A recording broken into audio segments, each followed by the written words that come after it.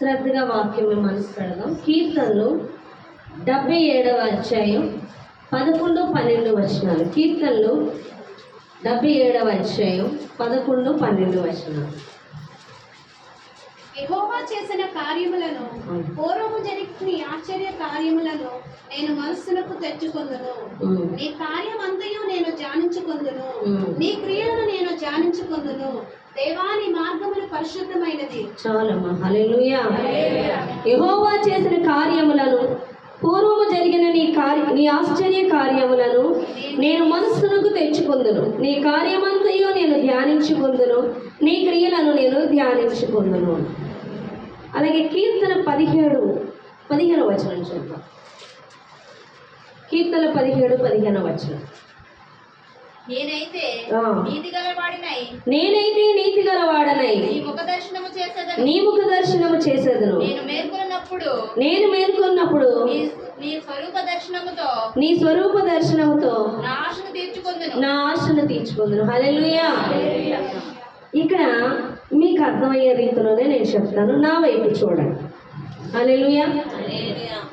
ఇందాక నేను 77వ కీర్తన చదవమన్నది ఆసాపు కీర్తన అయితే ఇది దావీదు కీర్తన. హల్లెలూయా. ఆసాపు కీర్తనలు ఏమంటున్నాడంటే, జరిగిపోయిన సంగతులు, నువ్వు నా ఎడల చేసిన అద్భుతాలు ఉన్నాయి. చూడండి నా వైపు. ఇంకా బైబిల్ తీయొద్దు, ఇంకా ఆపేసి నా వైపు చూడండి. హల్లెలూయా. జస్ట్ మీరు కళ్ళతో చూస్తారంతే.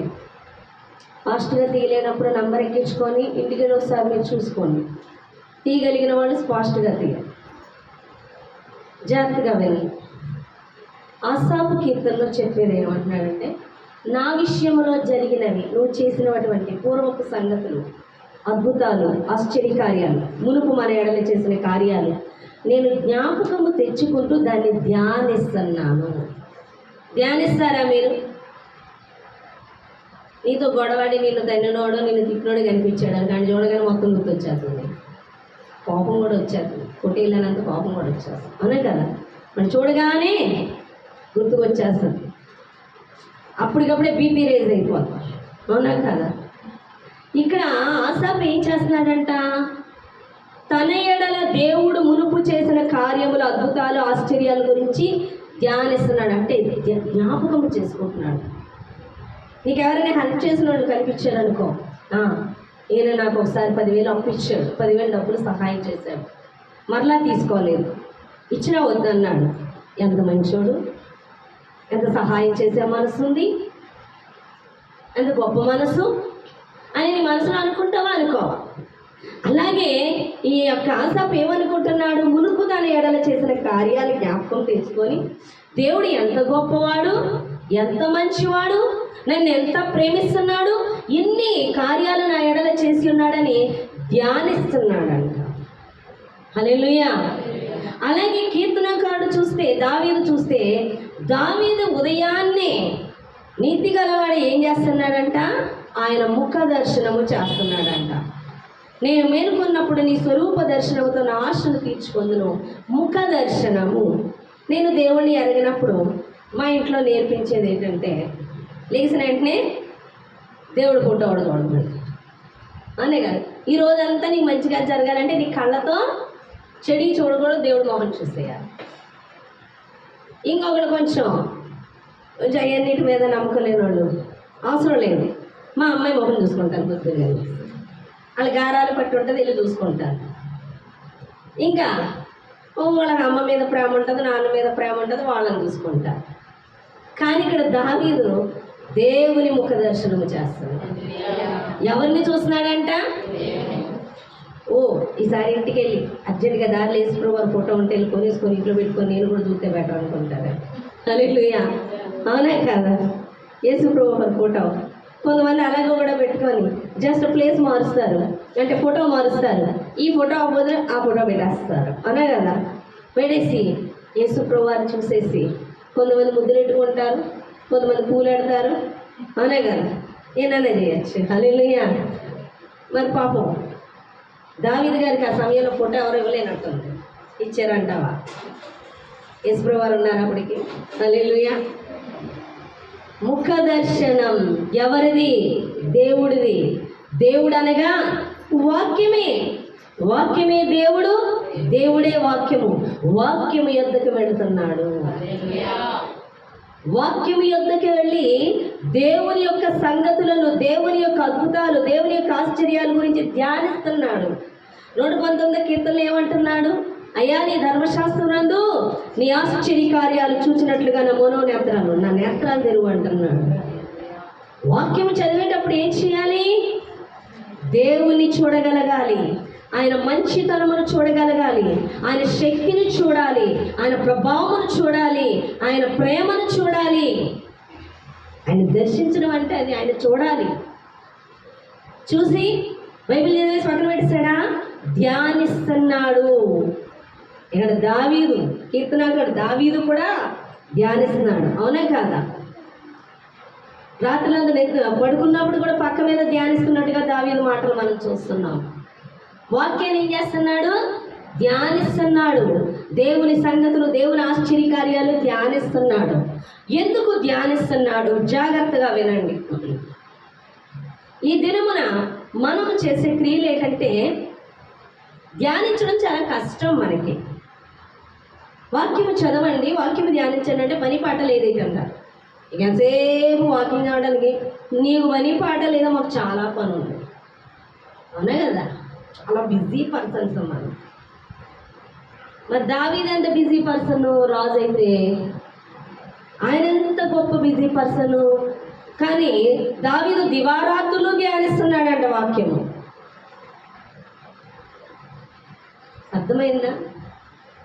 ఇక ఎవరైనా చెవులో మ్యాటర్ ఏదన్నా వేసారనుకో, దాని గురించి మనంతా మానేసి కూర్చొని ఆలోచించోగా, అదో పక్కన పని చేస్తుంటే నీ పని నువ్వు చేసుకుంటావు.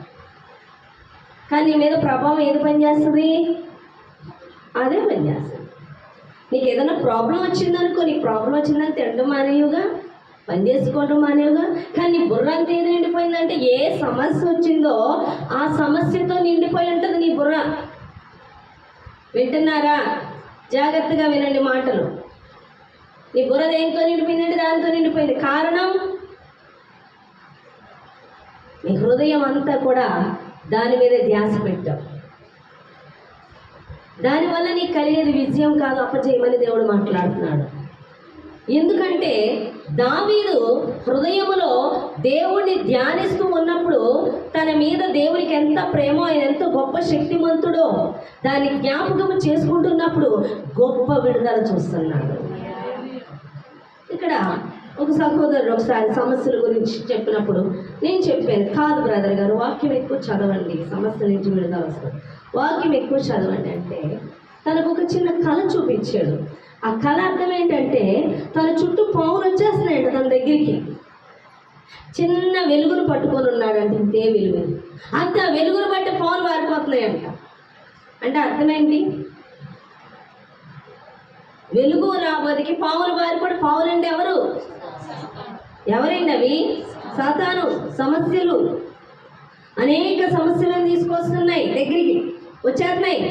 ఎప్పుడైతే వాక్యం వెలుగు అంటే ఏంటి? చేతిలో వాక్యం పట్టుకున్నాడో పారిపోతున్నాయి భయపడి. నీ హృదయంలో బంధించవలసింది వాక్యాన్ని, నీ హృదయాన్ని నింపుకోవలసింది వాక్యాన్ని. వాక్యం అంటే చదివిన దాన్ని ధ్యానించాలి. నీ ఎడల దేవుడు చేసిన కార్యాలను గురించి నువ్వు ధ్యానించాలి.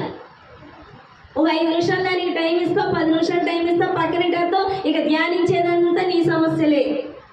నీకేం బాధలు ఉన్నాయో, నీకేం ఇబ్బందులు ఉన్నాయో అన్నీ రిపీట్ అవుతూ ఉంటాయి. దాని గురించి ఆలోచనలన్నీ నువ్వే చేసేస్తూ ఉంటావు. ఇందుకే అవన్నీ కలుగు చేసి అపవాది. అంటే ఒక అరగంట దేవుడితో కలిగి ఉంటున్నావు, పావు గంట కలిగి ఉంటున్నావు, మిగతా ఆలోచనలన్నీ ఎవరితో నింపబడుతున్నాయి? దుష్టుడితో. అందుకే దుష్టుని చేతిలో చిత్తుగా ఓడిపోతున్నావు. సమస్య నీ నుంచి పోవట్లేదంటే సమస్యలు నువ్వే బుర్రలో ఉంచుకుంటున్నావు. నీకు ఏ సమస్య ఉందో ఆ సమస్యల గురించి పరిష్కారం ఏంటి, ఏం చేయాలి, ఎలా విడుదల పొందుకోవాలి, ఇప్పుడు నేనేం చేయాలి, నా వల్ల కాదు, నేనేం చేయాలి, దేవుడా సహాయం చేయి, నేనేం చేయాలి, దేవుడా సహాయం చేయి, ఇప్పుడు ఎలా చేయాలి, మొత్తం అంతా నీదే. ఇవన్నీ కలుగు చేసేది ఎవడు? చెప్తున్నాను వచ్చేస్తున్నాయి పావులని అంటే బంధించేస్తాను. మరి దావీదుని ఆలోచించాలి, ప్రజల గురించి ఆలోచించాలి, పరిపాలన గురించి ఆలోచించాలి, శత్రువుల గురించి ఆలోచించాలి, శత్రువుల మీద పన్నాగాలు పన్నడానికి అనేక మంది సలహాదారులు పెట్టుకోవాలి, రాజ్యంలో వాళ్ళ మధ్య కూర్చొని ఆలోచన చేయాలి. విజయం ఉందా? దావీదు ఎవరితో ఉన్నాడు అంటే దేవునితో ఉన్నాడు. అదే మాట చెప్తున్నాడు చూడండి. ఆ మాట 119వ కీర్తన 24వ వచనం చూడండి.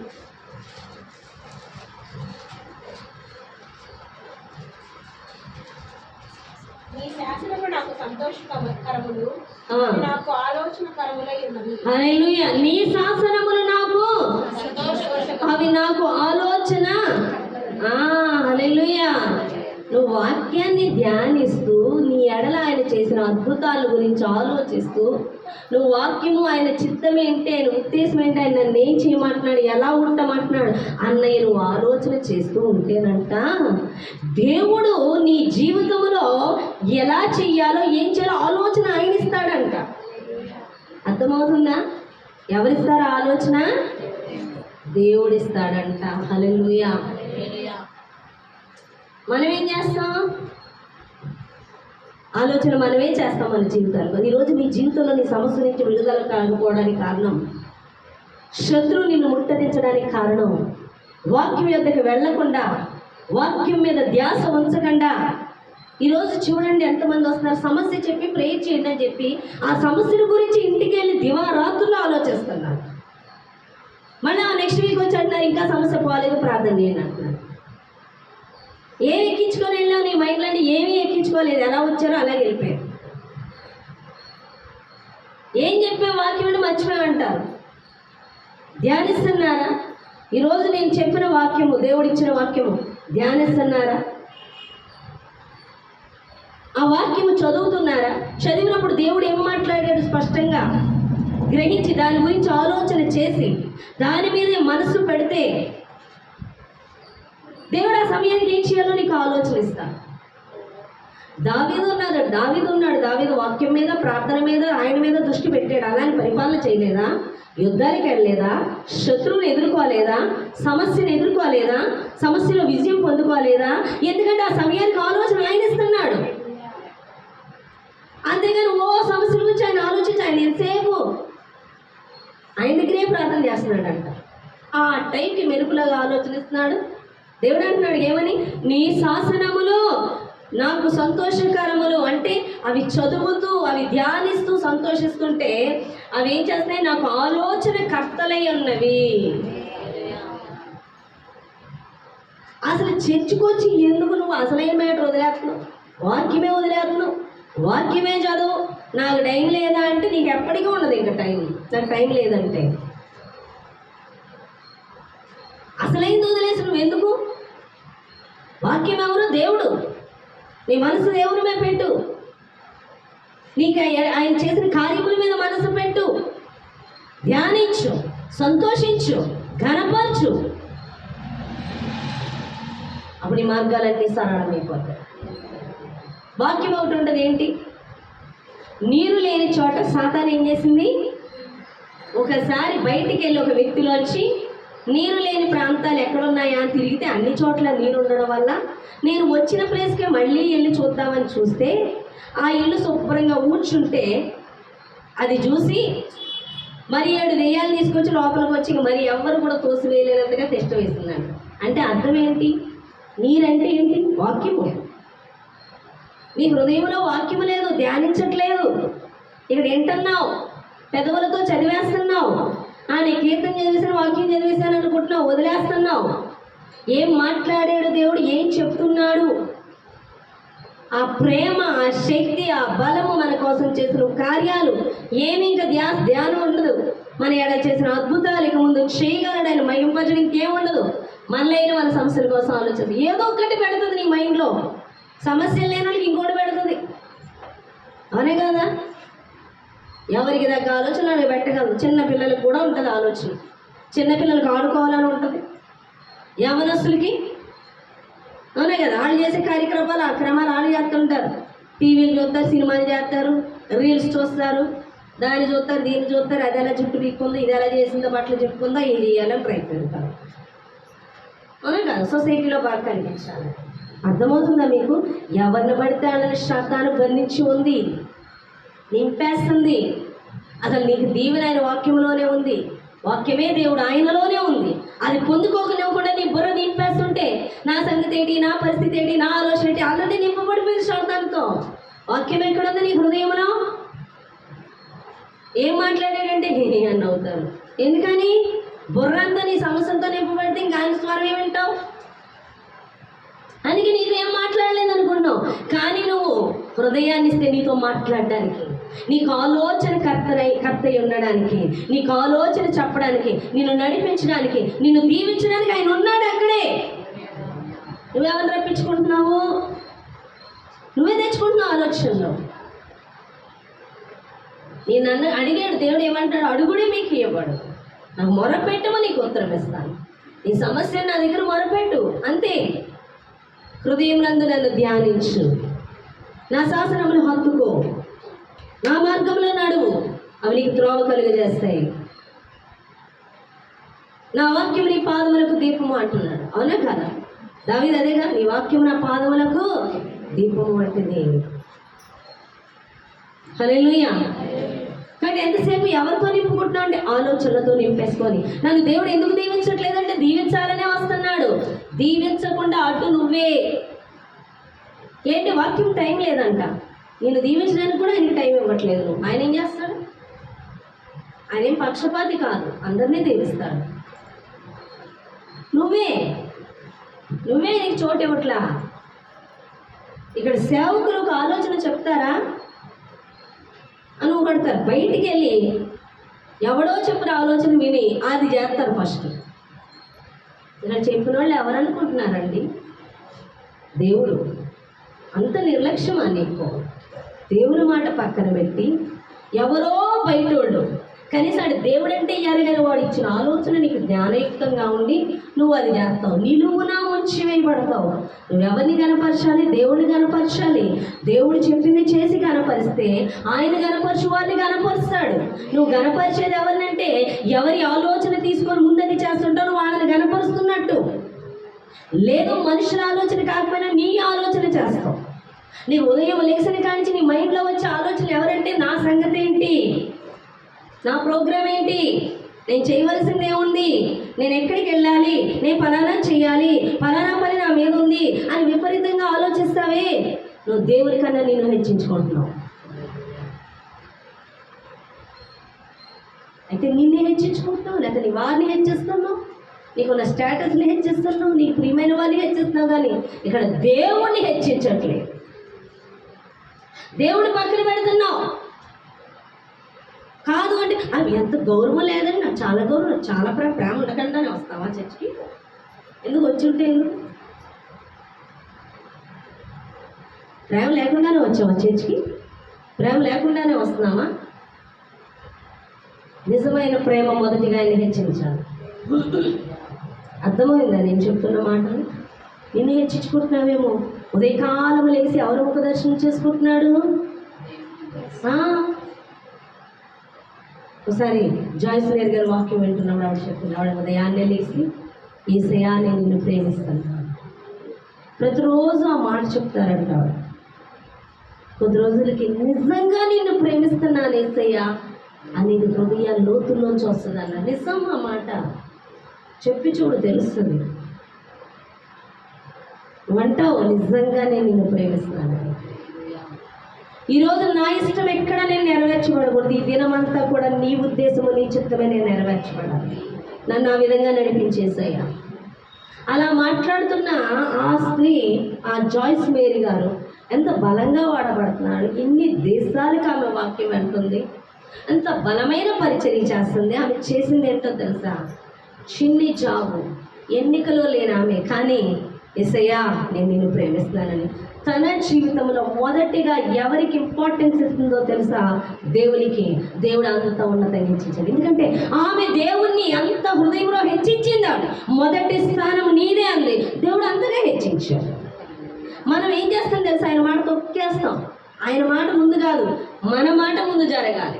మన ఆలోచన జరిగిపోవాలి, మన విషయం ముందు జరిగిపోవాలి.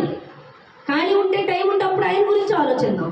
వాక్యం చదవాలా, అప్పుడు చూద్దాం. ప్రార్థన చేయాలా, సమస్య అన్న ముందు మన ప్రయత్నం అయిపోయిన తర్వాత ఆయన లాస్ట్.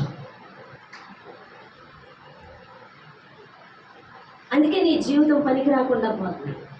ఎన్నిక లేని వ్యక్తిగా, గుర్తింపు లేని వ్యక్తిగా, ఘనత లేని వ్యక్తిగా. కారణం ఏంటంటే ఆయన నువ్వు అంత తక్కువ చేస్తాడు.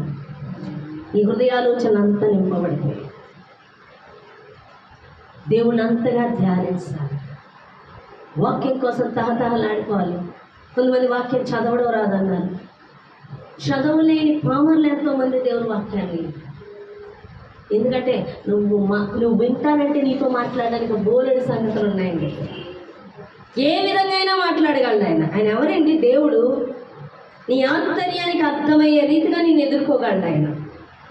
నువ్వు ఆయనకి సమయం ఎక్కడిస్తున్నావు? టైం ఎక్కడిస్తున్నావు? టైం అంతా నేను కూర్చే నా సంగతి ఏంటి, నా సంగతి ఏంటి, నేను ఎలా బతకాలి, నేను ఎలా చేయాలి, నా ప్రోగ్రామ్ ఏంటి, ఇది ఎలా నెరవేర్చాలి, దీని సంగతి ఏంటి, దీన్ని ఎలా ఎదుర్కోవాలి. కొంతమంది అంటారు, బయట అది నీ సమస్య విడుదల వచ్చేదే వాక్యం వల్ల. అది తెలియకుండా వాక్యం చేసి ప్రార్థన ఓన్లీ ఈ సమస్య తీరిపోనియండి, అప్పుడు ఖాళీ చూసుకొని నేను వాక్యం విపరీతంగా చదివేస్తాను. ఈ సమస్యలు తీరిపోవాలని మీరు ప్రే చేయండి. ఇక చూడు గడిపేస్తాను నేను దేవుళ్ళు. అబ్బా, నీ అంత తెలుగు తక్కువ వాళ్ళు ఇంకెక్కడా లేరు. అసలు ఆ సమస్యని కలుగు చేసే దుష్టులే పరిగెత్తాలంటే నేను వాక్యం రావాలి. నువ్వు ఆయన దగ్గర గడపాలి. మీరు గడిపేసి మీరు చేసేయండి, నేను నా పనులు వేసుకుంటాను. నేను తింటే మీ కడుపు నిండుతుందా ఏంటి? చెప్పండి, నేను తింటే మీ కడుపు నిండుతుందా? నా లైఫ్ వేరు, మీ లైఫ్ వేరు. నా మీద ఒక ప్రణాళిక ఉంది, నీ మీద ఒక ప్రణాళిక ఉంది. వినేసి వెళ్ళిపోతే ఆశీర్వాదం అని కాదు. ఏం చెప్తున్నారో విను, ఏం చెప్తున్నామో వినండి, విని ఆ ప్రకారం చేయండి. దావీదు చేసింది ఏంటి? దావీదు ఒక రాజు. తన పడక మీద లేవడంతోనే దేవుని ముఖ దర్శనాన్ని పొందుకుంటున్నాడు. దేవుని దర్శనం కోసం చూస్తున్నాడు. ఈరోజు నీ ముఖ దర్శనం ఎవరిది? నీదా? ముందు నీ పని, ముందు నీ సంగతి. అమ్మయ్య అయిపోయింది. తర్వాత దేవుడు. మొదట దేవుని సంగతి చూడు. నీ హృదయం నిండా హల్లెలూయా. అదే పాట ఉండొచ్చు, నా హృదయము. ఆ పాట ఏది పాట?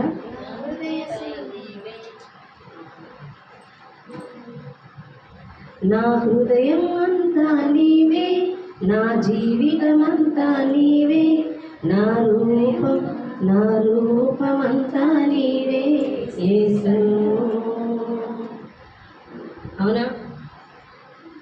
నా హృదయం అంతా నీవే అంటే నా ధ్యాస అంతా ఎవరు? నష్టపోవు.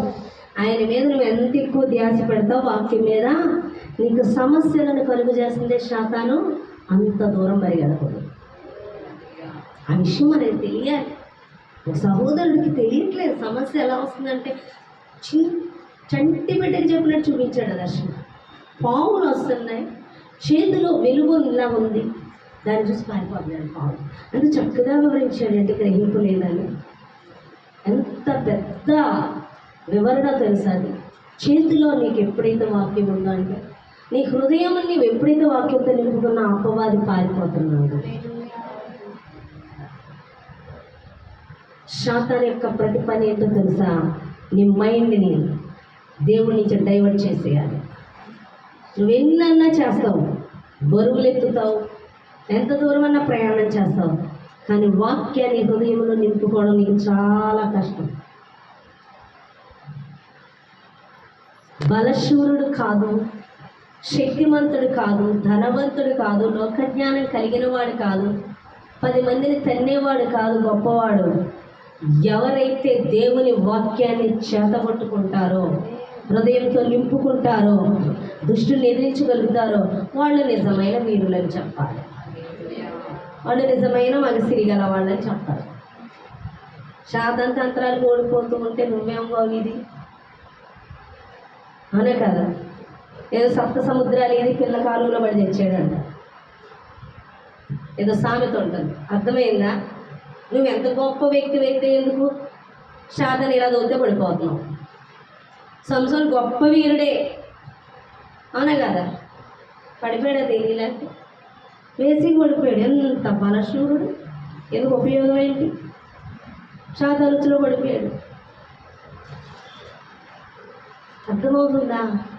ఒక్క ఆలోచన ఇచ్చిందంటే వేసి దగ్గరికి వెళ్ళేలా నాశనం అయిపోయింది జీవితం. పెద్ద నిన్ను పడగొట్టడం భూవని రావక్కర్లొద్దు, అది పెద్ద వీరుల్లా వచ్చి నీ దగ్గర కలపడక్కర్లొద్దు, నీ చేతితో నీ కన్నే పొడిసేస్తుంది. ఒక ఆలోచన ఇచ్చి తలంపులతో నింపేసి నీ సమస్యలను కూర్చే చింతింపజేసి ఈజీగా నేను తీసేయగలను. అందుకే దేవుడు అంటున్నాడు, నీ హృదయం అంతా ఎవరితో నింపుకోవాలి? శ్రద్ధ కలిగి వెతుకు. అందుకే నన్ను వెతకండి, నా తట్టు తిరగండి. నష్టపోవాయిని వెతికితే నీ బుర్ర నిండా ఆయన వాక్యం నింపుకుంటే అది నీకు దీవెన. హల్లెలూయా. చూడండి, 37వ కీర్తన ఉంది, 119వ అధ్యాయం 37వ కీర్తన 37వ వచనం. 119వ కీర్తన 37వ వచనం.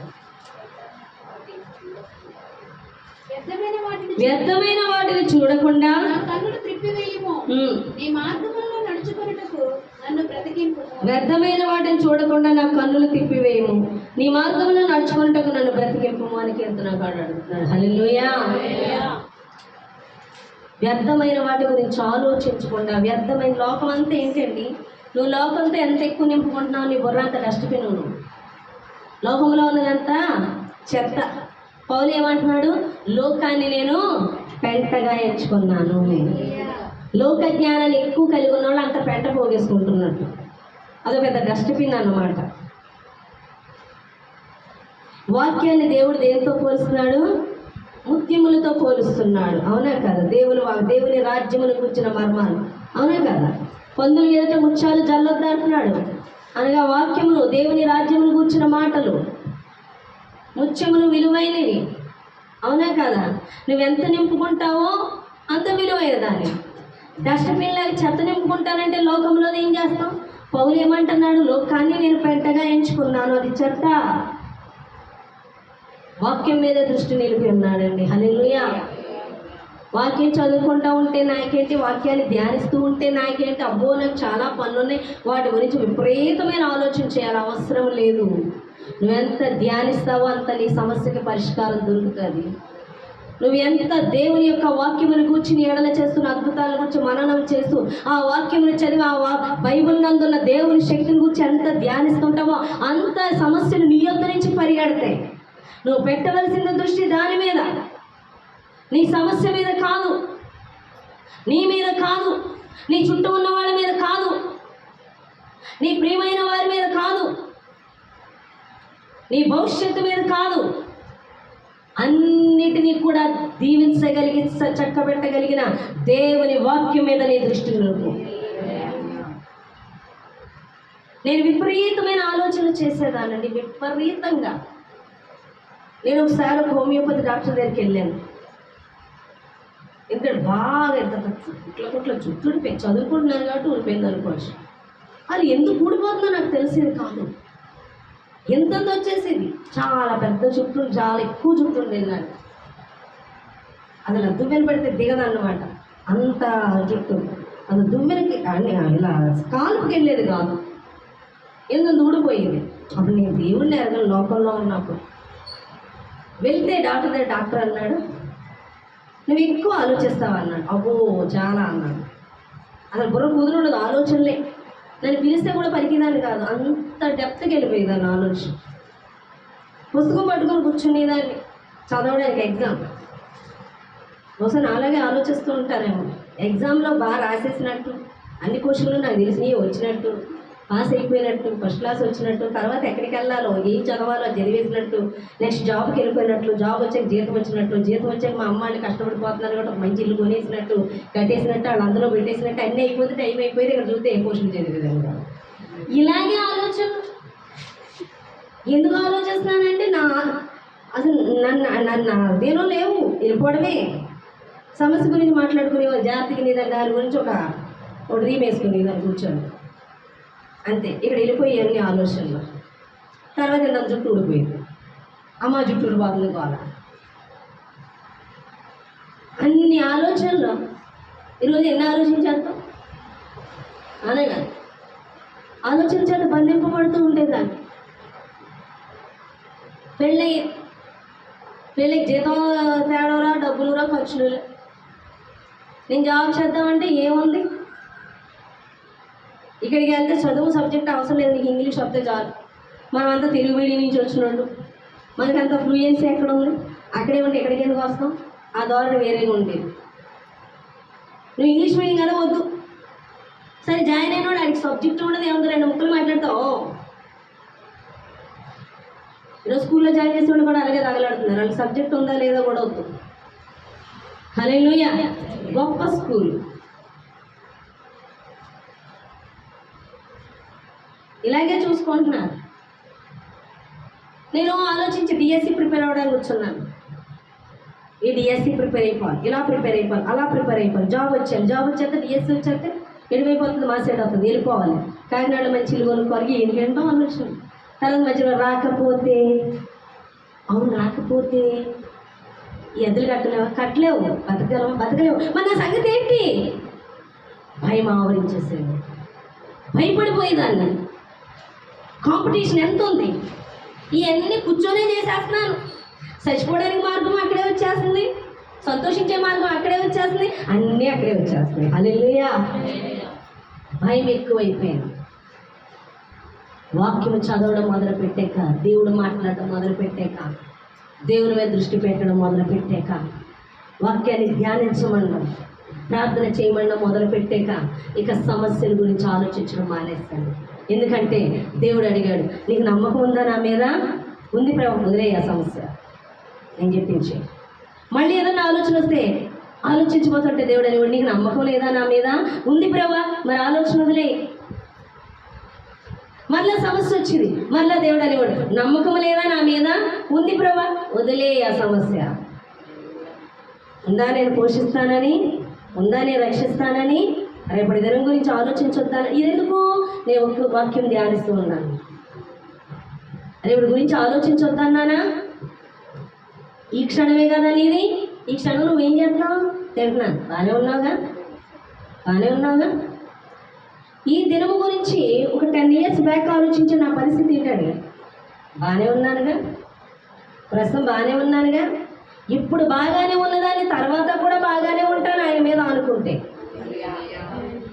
ఇప్పుడు పోషించిన దేవుడు అప్పుడు పోషిస్తాడు, ఇప్పుడు కాపాడుతున్న దేవుడు అప్పుడు కాపాడుతాడు. ఎందుకంటే ఆయన మారని వాడు. నువ్వు మారిపోతావేమో. హల్లెలూయా, అవునే కదా. ఈ దినం కోసం ఆ దినముని ఎన్నో ఆలోచించి భయపడిపోయాను, కానీ ఈ దినమున ఒక ఉన్నత స్థానంలో దేవుడు ఉంచున్నాడు. ఆయన అమూల్యమైన వాక్యం చేత పట్టుకొని అనేకులకు చెప్పే భాగ్యాన్ని నాకు ఇచ్చాడు. ఏం చేయడం వల్ల? అప్పుడున్న సమస్యలు ఇప్పుడు లేవు, అప్పుడున్న ఆర్థిక ఇబ్బంది ఇప్పుడు లేదు. ఎందుకని? నేను ఆయన్ని నమ్మాను. నేనేం చేస్తున్నాను? ఆయన చెప్పింది ధ్యానిస్తాను. ఎప్పుడైతే నేను వాక్యం చేయడం, ప్రార్థన చేయడం మొదలుపెట్టి, దేవుడికి లోబడటం మొదలుపెట్టాను, ఏం చెయ్యాలో చెప్పడం మొదలుపెట్టాడు, భారం మొదలుపెట్టాడు. చూడు, నశించిపోతున్న జనం చూడు. అవును ప్రభు, సువార్త చెప్పాలి. అవును, సువార్త చెప్పాలంటే మొదట ఏం చేయాలి? ప్రేయర్ చేయాలి. ప్రేయర్ ఎలా చేయాలి? విజ్ఞాపన చేయాలి. చెయ్యి, పుస్తకం తెచ్చుకొని విజ్ఞాపన చేయి. హల్లెలూయా. దేవుడికి లోబడాలంటే మొదట ఎవరికి లోబడాలి? సేవకులకి. సేవకులు తృప్తిపరచు, సేవకులు సంతోషపెట్టు, సేవకులు చెప్పిన దానికి లోబడు. ఎవరు చెప్పారు ఇవన్నీ? పరిశుద్ధాత్ముడు. ఎవ్రీథింగ్. కొంచెం కూడా వారి హృదయాన్ని నొచ్చుకోవడానికి నేను ఒప్పుకోను. నొచ్చుకున్నారా, అది నాకు దీవెన కాదు. పరుగులెత్తుతాను సేవకులంటే. దేనికంటే వాళ్ళు ఎంత సంతోషిస్తే అంత నాకు అభిషేకం, అంత నాకు దీవెన. చెప్పిన దానికి అంత గడగడలాడుతూ ఉంటుంది. ఎందుకంటే వారి మాట వేరు, దేవుని మాట వేరు కాదు. దేవుడే వారి చేత చెప్పిస్తున్నాడు కాబట్టి వారికి లోబడితే దేవుడికి లోబడినట్టు. హల్లెలూయా. అప్పుడు వారి అభిషేకం నా మీద ఉంటుంది. ఇవన్నీ నాకు ఎవరు చెప్పారు? నాకు దేవుడు చెప్పడం లోబడడం. ఇక నా సమస్యలను పరిష్కారం దేవుడే చూసుకోవడం మొదలుపెట్టాడు. నేను ఇటు ఆత్మలో ఎదుగుతున్నాను, అనేక ఆత్మలు కడుతున్నాను. ప్రతి సమస్య తీసివేయడమే కాకుండా నన్ను సమృద్ధితో దేవుడు పోషిస్తాను. దేనికి ఏ సమయంలో ఏది అవసరమో నేను అడగక ముందే నా అక్కర తీరుస్తున్నాడు.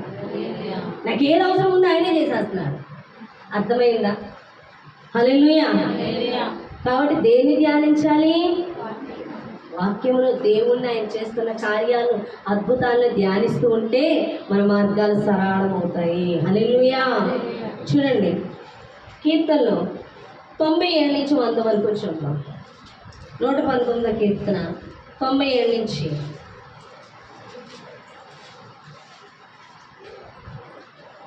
100 వరకు చూద్దాం. నీ ధర్మశాస్త్రము నాకెంతో ప్రేమగా ఉన్నది. దినమెల్లా నేను దాన్ని ధ్యానించుచున్నాను. నీ ఆజ్ఞలు నిత్యము నాకు తోడుగా నా శత్రువులను మించిన జ్ఞానము అవి నాకు కలుగజేయుచున్నది. చాలమ్మా. నీ ధర్మశాస్త్రము నాకెంతో ప్రియముగా ఉన్నది. దినవల్ల నేను దాన్ని ధ్యానించుచున్నాను. నీ ఆజ్ఞలు నిత్యము నాకు తోడుగా ఉన్నవి.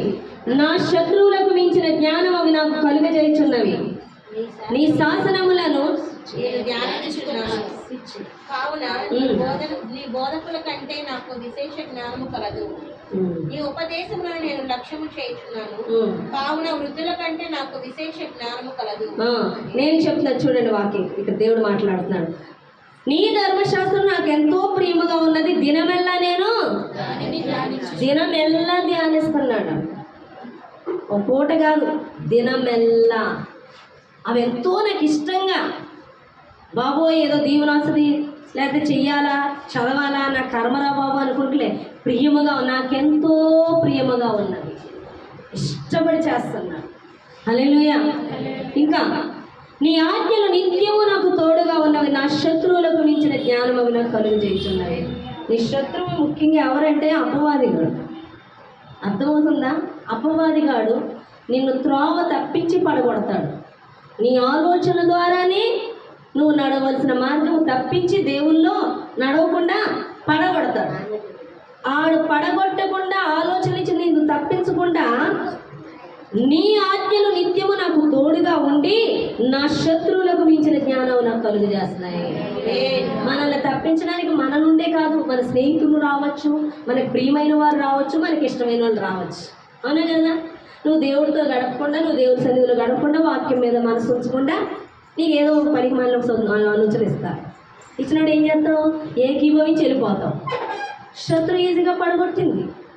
అదే నువ్వు దేవుణ్ణి కలిగి ఉంటే, ఆయన శాసనముల మీద నువ్వు మనసు పెట్టుంటే, సాతాను కుయుక్తిగా నీ దగ్గరికి మనుషుల ద్వారా కానీ, నీ ప్రియమైన వారి ద్వారా కానీ, నీ ఫ్రెండ్స్ ద్వారా కానీ, ఎవరి ద్వారా వచ్చినా ఈజీగా తిప్పి కొడతావాడు ఆలోచన. నేను చెయ్యను, నేను రాను, ఇది యెహోవాకు విరోధమైంది, ఇది దేవుని చిత్తము కాదు, నేను ఆ పని చేయను, నా శత్రువుని బయటకు కొడతాం. లేదా వాడు ఆలోచన మీదే అంటాం. అనగా మొన్న చూడండి, ఒక కుటుంబం కొట్టుకుపోయింది నీ ఇంట్లో. ఆలోచన ఎవరు కలిగించారు? ఎవడిచ్చాడు ఆలోచన? అక్కడికి వెళ్ళాలి, ఎంజాయ్ చేయాలని వెళ్ళిపోయారు, మొత్తం కొట్టుకుపోయారు. వారి ఆలోచన అలా ఉంటుంది. ఈరోజు ఎంతమంది ఆలోచనలు విని నువ్వు ఏకీభవించి వెళ్ళిపోతున్నావో.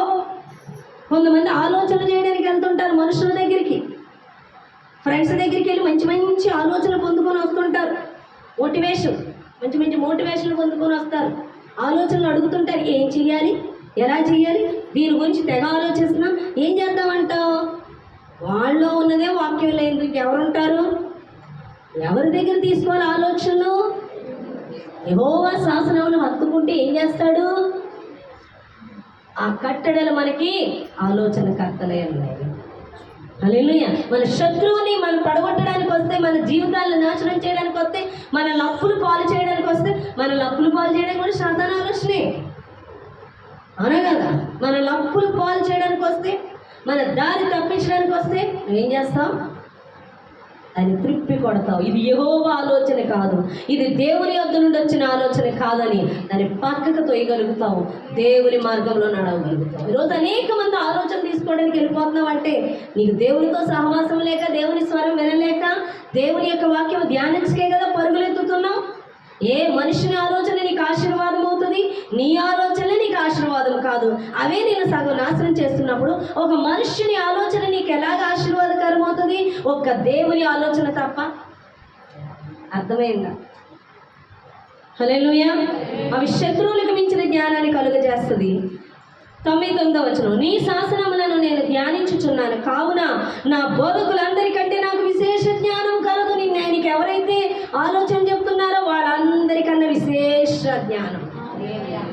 నా విషయాల గురించి నేను ఎక్కడికి ఆలోచనకు పరిగెత్తాను. నేను ఎవరినైనా అడిగాను వచ్చి, ఎందుకో నాకు యేసయ్య అన్నాడు. హల్లెలూయా.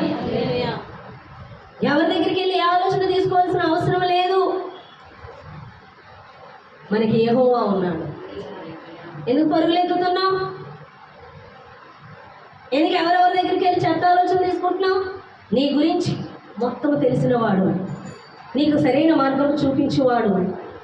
ఒకవేళ నువ్వు తప్పుదావని వెళ్ళినా తెలియక రాంగ్ స్టెప్స్ వేసినా మరలా నిన్ను పట్టుకొని, అనే కదా తండ్రి కూడా కుమార్తె అవుతుంది అనుకో, దారి తప్పు వెళ్ళిపోయినా చేయబట్టుకొని లాగేవాడు ఎవరు? తండ్రి. తండ్రి యొద్ద నన్ను రాంగ్ స్టెప్ వేసినా కరెక్ట్గా నేను నడిపించగలిగేవాడు దేవుడు. ఇక నమ్మకం ఉండాలి. మనుషుల మీద చెప్పే ఆలోచన మీద ఉన్న నమ్మకం దేవుని మీద నీకు లేదు. నమ్మిన వారు సిగ్గుపడరు, తలగా ఆశీర్వదించబడతారు కానీ తోకగా కించపరచబడరు. ఆలోచన కర్తగా ఆయన ఉండనిస్తున్నావా? నువ్వు చేస్తున్నావు అని చెప్పినా చదువు వాక్యం యొద్ద గడుపు అంటే ఎందుకు? నీకు ఆలోచన చెప్పడానికి నువ్వు సమస్య గురించి చెప్తున్నప్పుడు ఎందుకు ఉండమంటున్నాడు దేవుడి సన్నిధిలో? నీ బాధ చూడలేక, నీ సమస్యను చూడలేక, నువ్వు పడుతున్న ఇబ్బందిని చూడలేక రా నా సన్నిధికి. నేను చెప్పే మాట శ్రద్ధగా విను, చదువు. అంత త్వరగా ఎక్కదు మనకి. మన బుర్రలేమన్నా గ్రహింపగలిగినవి కాదు. లోకం త్వరగా ఎక్కుతుంది కానీ దేవుని వాక్కు త్వరగా ఎక్కదు. తెలుసా మీకు? స్పీచ్లు ఇవ్వమంటే స్టేజ్లు ఎక్కి స్పీచ్లు ఇస్తారు. ప్రార్థన చేయ 4 ముక్కలు అంటే ఎలా అని అడుగుతారు. లోకంలో అబ్బో పేరు ప్రఖ్యాతులు, మాటకారితనం అన్నీ వచ్చు. ప్రార్థన చేయమంటే ఎలా అని అడుగుతారు. ప్రార్థన రాదు. కారణం దేవునితో సహవాసం లేక, లోబడక.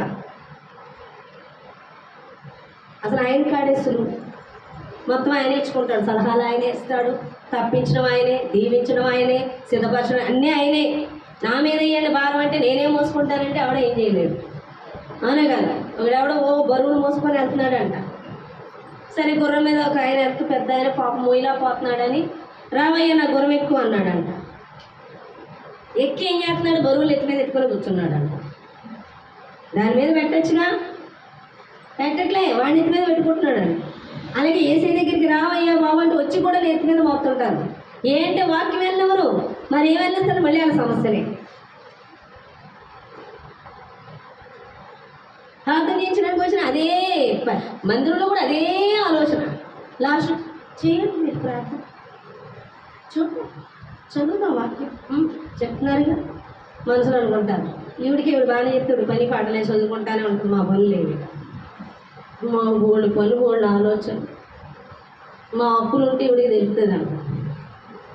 మాకు ఉన్నాయి అప్పులు ఇక్కడ. హల్లెలూయా.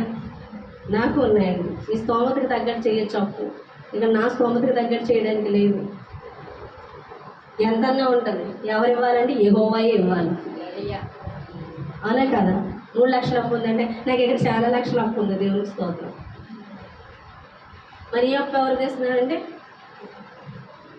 మనుషులు నమ్మట్లేదు నేను, అనే కదా? ఎవరు నమ్ముకొని ఉన్నాను? దేవునికి స్తోత్రం. హల్లెలూయా. కాబట్టి అది మన బోధకులు మనకి ఇస్తారే చెత్త సలహాలు, వాళ్ళందరికన్నా విశేష జ్ఞానం మనకిస్తుంది, విశేష జ్ఞానం ఇస్తుంది. ఇంకా దేవుడు చెప్తున్నాడు 100వ వచనం చూడండి. నీ ఉపదేశంలో నేను లక్ష్యము చేయించున్నాను, కావున వృద్ధుల కంటే నాకు ముసలోళ్ళ కన్నా కూడా ఎక్కువ జ్ఞానం వస్తుంది. ముసలోళ్ళ ఎక్స్పీరియన్స్ దానికి మించింది దేవుడు చెప్తాడు. హల్లెలూయా. చూడండి 103వ వచనం. ఈ వాక్యములు నా జీహ్వకు ఆ. ఎంతో మధురములు, ఆ. అవి నా నోటికి తేనె కంటే తీపిగానున్నవి. ఆ. నీ ఉపదేశముల వలన నాకు వివేకము కలిగెను, ఆ. తప్పు మార్గములన్నీ నాకు అసహ్యములాయెను. ఆ. నీ వాక్యము నా పాదములకు దీపమును, నా త్రోవకు వెలుగై ఉన్నది. హల్లెలూయా. చూసారా ఇక్కడ కీర్తనకాడు అంటున్నాడు, నీ వాక్యములు నా జిహ్వకు, అవి నా నోటికి. ఎంత ఇప్పుడంటే టీవీలో అన్నీ వచ్చేస్తున్నాయి. అంతకుముందు చిన్నప్పుడు కాదు, నవల్ బుక్స్ వస్తాయి, నవల్స్ అని వస్తాయి, నవల్స్ అని వచ్చాయి. అవి మేము ఎప్పుడు చదవలేదు. నా పెద్దోళ్ళు మేము చిన్నప్పుడు వెళ్తుంటే బుక్స్ తెప్పించుకునేవాళ్ళు. నేను ఏదైనా ఒక బుక్ ఒకసారి తెస్తే మా నాన్నగారు నా చేతిలో చూసి పాడే బయట గట్టిగా తెసిరేవు. ఎందుకై పాడేయమంటారు అంటే అది చాలా చెత్త బుక్ అని నాకు తెలియదు. అన్నీ కూడా కథలు ఉంటాయి, అవి ఎంత ఇంట్రెస్ట్గా చదువుతారు. మొదలు వారం తెప్పించేసుకుంటారంట. అవేమో ఇప్పుడు వస్తున్నాయో లేవో నాకు తెలియదు. చిన్నప్పుడు నవల్స్ బుక్స్ అని అవి పేపర్లు పుస్తకాలు అవి వస్తుంటాయి. నాకు అట్ల పేరు కూడా తెలియదు. ఎందుకంటే ఇష్టం, అవి తెప్పించుకుంటారు, చదువుతూ ఉంటారు. ఇప్పుడు కూడా మనకి అనేకమైన నవల్స్ ఫోన్లో కూడా ఏవో వస్తుంటాయి, ఏవో ప్రోగ్రాలు అవి చాలా ఇంట్రెస్ట్గా. మా ఇంటి పక్కల చుట్టుపక్కల అదేదో ప్రోగ్రామ్ వస్తుంటుంది టీవీలో, గుర్తులేదు ఆ ప్రోగ్రామ్ పేరు. అందరూ కూడా అక్కడ బంధింపబడి చేస్తూ ఉంటారు. ఆ ప్రోగ్రామ్కి అందరూ కూడా అటెండ్ అవుతుంటారు. అంత ఎడిక్ట్ అయిపోతూ ఉంటారు. అవి ఎంతో ఇష్టం. కానీ వాటికి కాదు ఎడిక్ట్ అవ్వడం. ఎవరికి ఎడిక్ట్ అవ్వాలి? అవి ఎంత ఇంట్రెస్ట్ వాటి మీద ఉండకూడదు. ఇదంత ఇష్టం అవ్వాలి నీకు, దీని మీద అంత ఆసక్తి ఉండాలి. అప్పుడు అవి నీ త్రోవకి ఏం చేస్తాయి? నీ పాదములకు వెలుగు. అంటే నువ్వు ఏ మార్గంలో వెళితే సమస్యల వలయాల్లో చిక్కుకొనకుండా కాపాడబడతావో ఆ మార్గంలో దేవుడు నేను నడిపిస్తాడు. వాక్యములకు చెవి యొగ్గాలి, వాక్యములకు లోబడాలి అని దేవుడు మాట్లాడారు. హల్లెలూయా. ఈయన వాక్కును పక్కన పెట్టేస్తారు, ఈయన వాక్యాన్ని పక్కన పెట్టేస్తారు. ప్రభువా దీవించు అంటే అది విని, అది ధ్యానించి, అది చెప్పింది చేస్తేనే అందులో విడుదల చూస్తాం. అది చేయను దీవించి అంటే అది ఎలా వస్తుంది? అది ఎక్కడి నుంచి వస్తుంది? వాక్యమే దేవుడు. దేవుడే నిన్ను దీవించాలి. నిన్ను దీవించాలంటే ఆయన మీద దృష్టి పెట్టాలి. ఆయన ఏం చెప్తున్నాడో 100% నువ్వు చేయగలగాలి, చేయాలి, లోబడాలి. చెప్తాడు ఆలోచన ఏం చేయాలో. ఎప్పుడు ఆయన ఎంత గొప్పవాడో నువ్వు ధ్యానిస్తున్నావు.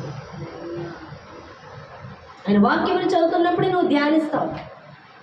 ఈరోజు నేను చదివిన వాక్యం చెప్తున్నానే ఏం చేస్తాడు? ధ్యానిస్తే ఏం చేస్తాడు? శాతాన్ యొక్క ఉచ్చుల నుంచి తప్పిస్తాడు. తెలుస్తుందిగా, వాక్యం చదువుతుంటే శాతాన్ ఉచ్చుల నుంచి తప్పిస్తాడు. నా పాదానికి దీపం అంటున్నాడు అనగా నేను ఏ గుంటలోని పడకుండా, ఏ ముళ్ళ మీద నా అడుగు పడకుండా మంచి నేలని, అంటే జాగ్రత్తగా నా అడుగులు మంచి మార్గంలో వేయినట్లు వెలుగులోనేగా నడవగలను. చీకట్లేదు నడవగలవా? తుప్పుల మీద వేస్తావో, ముళ్ళ మీద వేస్తావో, రాళ్ల మీద వేస్తావో, గోతులోనే వేస్తావో, నీ కాలు నీకు తెలియదు. ఎందుకంటే వెలుగులో నడవట్లేదు, నువ్వు చీకట్లో నడుస్తున్నావు. కానీ నువ్వు వెలుగు అంటే వాక్యముని ధ్యానిస్తున్నప్పుడు, చదువుతున్నప్పుడు, ఆయన గురించి ఆలోచిస్తున్నప్పుడు, ఆయన చెప్పిన మాటల గురించి అదే ఆలోచన కలిగి ఉంటున్నప్పుడు నువ్వు వేయవలసిన అడుగు ఎటు వేయాలో, ఎటు నడవాలో ఆయన ఆలోచన కర్తయ్యే చెప్తాడంట. నువ్వు ముందు ఇది చేయి కాదు, ముందు అదంటే అసలు ఆయన లేదు ఆ సమస్యకు పరిష్కారం ఎక్కడి నుంచి వస్తుంది? పరిష్కారమే చెప్తున్నాడు. బుర్ర ఉండాలి మనకి. ఇక్కడ లోకంలో జ్ఞానానికి యాక్టివ్గా పనిచేస్తుంది నీ బుర్ర, అవునా కదా? మరి వాక్యానికి ఎందుకు పని చేయట్లా? ఫోన్ ఈరోజు చెప్పాలంటే తెగ ఎతికేసి, తెగ ఆప్షన్లు ఎతికేసి నేర్చేసుకుంటారు. చదువురాని దానికి కూడా ఫోన్ వాడేస్తే అబ్బో తనకు తెలిసింది కూడా చదువుకున్న దానికి తెలియదు. ఏమో నాకు తెలియదు. ఈ మధ్య ఫోన్లు తెగ వాడేస్తున్నారు, తెగ ఆప్షన్లు నొక్కేస్తున్నారు, తెగ యాప్స్ డౌన్లోడ్ చేసుకుని అందులోకి వెళ్ళిపోతున్నారు. ఎలా తెలుస్తుంది? మరి తెలిసిపోతే ఇంట్రెస్ట్, అంత ఇంట్రెస్ట్ ఉంటుంది. అంత ఇంట్రెస్ట్ ఉన్నప్పుడు ఒక చదువురాని ఇంగ్లీషే నీకు అర్థమైపోయి యాప్ల్లోకి వెళ్ళిపోయి తెలుసుకుంటే వాక్యము నువ్వు హృదయం పెడితే తెలీదా మాట్లాడ్డా నీతో? చెప్పండి. హల్లెలూయా. కాబట్టి దేవుడు చెప్తున్నాడు ఏమనంటే, దేవుని వాక్యమును శ్రద్ధ కలిగి లోబడమని మాట్లాడుతున్నాడు. నీ ఉపదేశముల వల్ల నాకు వివేకము కలిగెను, తప్పు మార్గములన్నీ నాకు అసహ్యములు. ఆయన 104వ వచనము 119 నీ వాక్యము నా పాదములకు దీపమును, నా త్రోవకు వెలుగునై ఉన్నది. హల్లెలూయా. కాబట్టి ఎప్పుడైతే నువ్వు వాక్యాన్ని ధ్యానిస్తూ ఉంటావో చెడుతనమును అసహించుకుంటావు, శాతాను కుయుక్తిని ఎరిగి దాన్ని త్రిప్పి కొట్టగలుగుతావు. నీ ప్రతి సమస్యను కలుగు చేయడానికి, చొరబడ్డానికి చూస్తున్న శాతాన్ని ఎదిరించగలుగుతావు. అది నీ జీవితంలోకి ప్రవేశించకుండా నువ్వు నిలబడతావు. ఆయన చెప్పిన మాటలు ధ్యానిస్తూ ఉన్నప్పుడు ఏం చెయ్యాలో అది చెప్పినప్పుడు నువ్వు వెంటనే లోబడుతున్నప్పుడు దేవుడి కార్యాలు చేస్తాడు, అద్భుతాలు చేస్తాడు. నేను అదే చేశాను. నేను చేయవలసిన పని ఏంటో చెప్పాను, రోజు ఆశ్చర్యపోవాలి. ఈ సమస్యకు విడుదల యేసు వద్దే ఉంది, వాక్యం వద్దే ఉంది. నీ దృష్టి లోకమంతా సంచరించి నీకు ఇష్టమైన వారు వాళ్ళు చెప్పిన వీళ్ళు చెప్పిన చెత్త నింపుకుంటే నువ్వు డస్ట్బిన్. దేవుని వాక్యంతో నింపుకున్నావా, నువ్వు ఒక అమూల్యమైన వ్యక్తి. అర్థమవుతుందా? దేవుని వాక్యం ముత్యముతో పోల్చి ఉన్నది, అంత అమూల్యమైంది.